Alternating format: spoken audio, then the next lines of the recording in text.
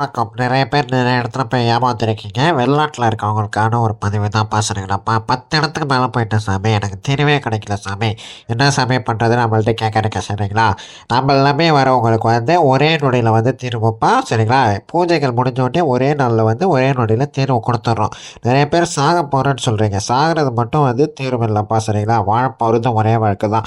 அத நீங்க வந்து மனதளவுல நீங்க வந்து நினைத்துக் கொள்ளணும் சரிங்களாப்பா? ஃபோட்டோ, பெயர் இது மட்டும் இருந்தா மட்டும் போதும்ப்பா. இது பழங்காலத்து சித்தருக்குள்ளேயே ஒரு அழிய வகை மூலிகை வச்சு வசியத்தை வந்து பண்ணிக்கிட்டு இருக்கோம் சரிங்களா?